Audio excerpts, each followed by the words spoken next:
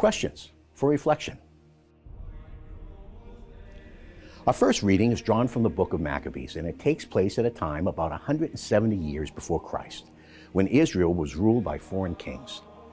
One of those kings was Antiochus IV, and this king reversed a long tradition of leaving the Jewish people to live in peace. He began to persecute many of the Lord's chosen people.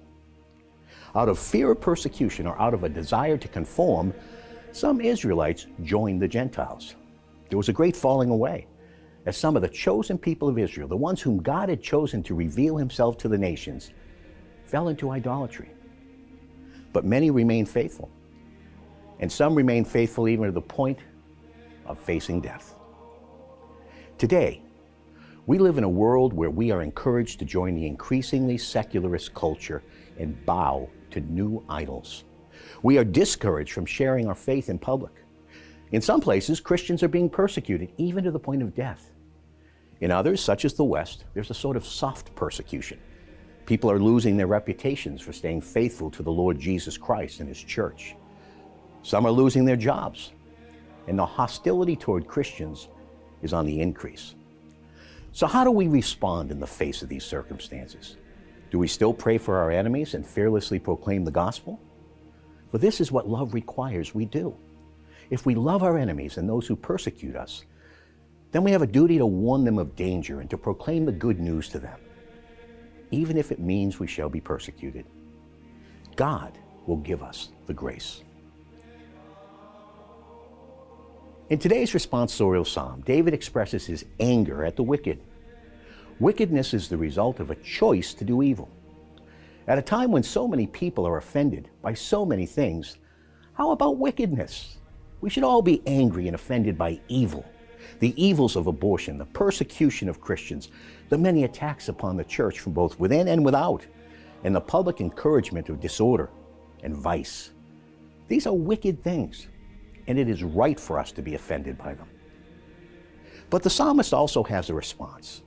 We must remember the law. We must observe the Lord's precepts and seek his will. Do this, and we will be saved from all their snares. Our gospel for today tells the story of how Jesus restored a blind man to sight because of his faith. What makes this blind man remarkable is the persistence of his faith. Even though he was admonished to keep quiet, he did not allow public pressure to stop him from seeking Christ. We are all blinded by sin. The sacrament of baptism was called the sacrament of the Enlightenment in the early church for good reason. Yet we need to keep that light of living faith alive. We do that by cultivating a lifestyle of prayer and living the faith which we profess. We're called to follow the example of this blind man whose eyes were opened. Although we are tainted by sin, we can be saved by Jesus Christ. And when the public tells us to be quiet, we should be encouraged to shout all the louder. And finally, once we've been blessed, we should go forth and thankfully proclaim the good news to others, so they too can be saved and their eyes will be opened. We're invited today to be the people who always want to see Jesus. That desire should draw us ever more deeply into a life of prayer and communion.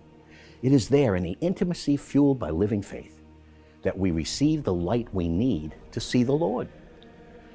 St. Augustine once warned of what can happen when we turn away from that light, and I quote, "Love for the shadows ends up making the eyes of the soul weaker and weaker. The eyes become unable to see the face of God. Therefore, the more a man gives into his weakness, the more he slips into darkness," end quote. Let's ask the Lord for the grace we need to persevere in the faith.